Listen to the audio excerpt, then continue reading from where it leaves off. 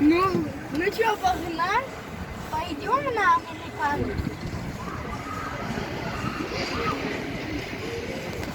Мам.